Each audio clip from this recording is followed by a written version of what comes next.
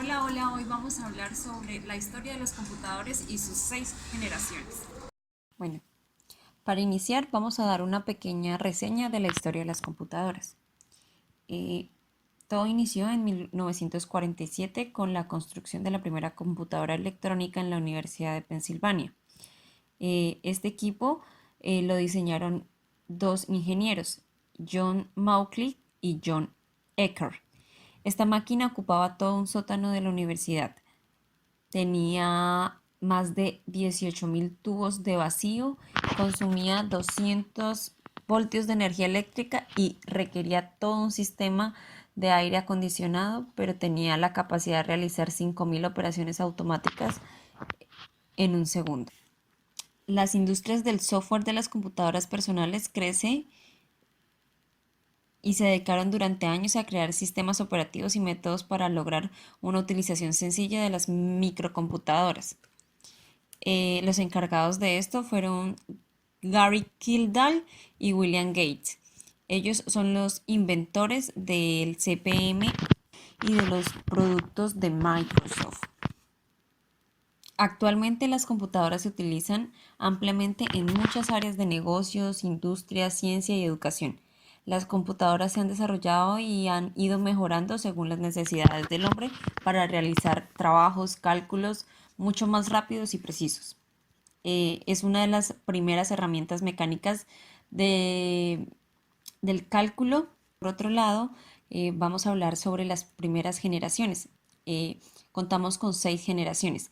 La primera generación se dio a conocer porque las computadoras funcionaban con válvulas y usaban tarjetas perforadoras para entrar los datos y los programas. Utilizaban cilindros magnéticos para almacenar información e instrucciones internas y se utilizaban exclusivamente en el ámbito científico y militar. Esta programación implicaba la modificación de los cartuchos directamente y eran sumamente grandes.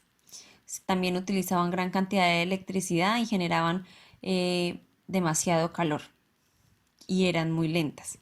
En la segunda generación encontramos una pequeña transición para procesar la información. Los transitores eran más rápidos, pequeños y más confiables que los tubos al vacío.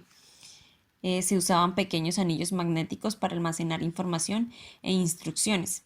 Se producían gran cantidad de calor y eran sumamente lentas, pero se mejoraban en los programas de las computadoras que fueron desarrollando durante la primera generación. Ya en la segunda generación se desarrollaron nuevos lenguajes de programación como COBOL y Fortran. La Marina de los Estados Unidos desarrolla el primer simulador de vuelo, conocida como la computadora Whirlwind. Se comienza a disminuir el tamaño de las computadoras. Aparecen muchas compañías y las computadoras eran bastante avanzadas para su época, como la serie 5000 de Burroughs y la Atlas de la Universidad de Manchester. Algunas computadoras se programaban con cintas perforadoras y otras por medio de cableado en un tablero.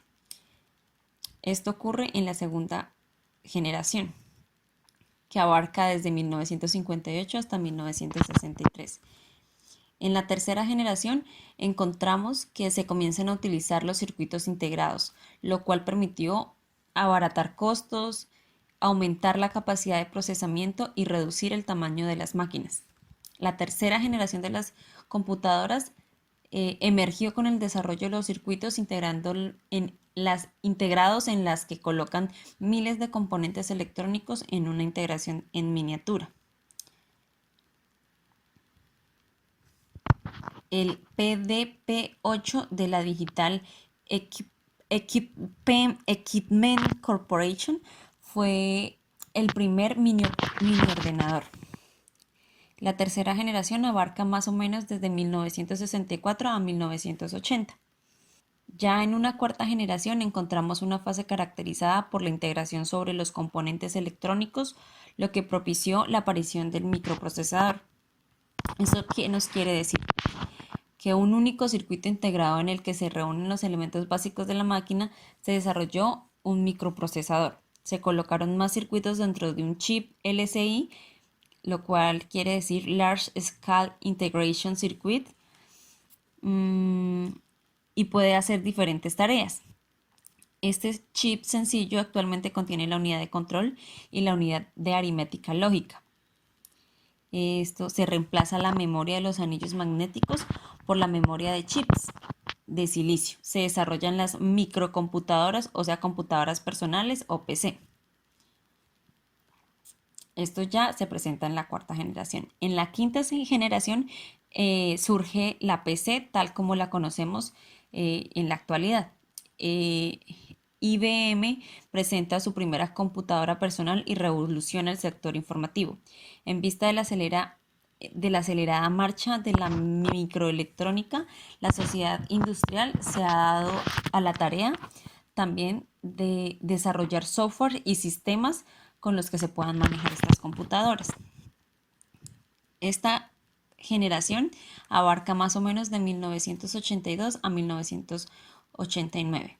La sexta generación, en la sexta generación se podía llamar la era de las computadoras inteligentes o cerebros artificiales. Serían computadoras que utilizarían superconductores como materia prima para sus procesadores, lo cual permitirá no malgastar la electricidad en calor debido a su nula resistencia, ganando performance y economizando energía. La ganancia de performance sería aproximadamente 30 veces la de un procesador de la misma frecuencia que se utilizan en metales comunes. Aquí encontramos ya una tecnología más avanzada y unas máquinas muchísimo más rápidas.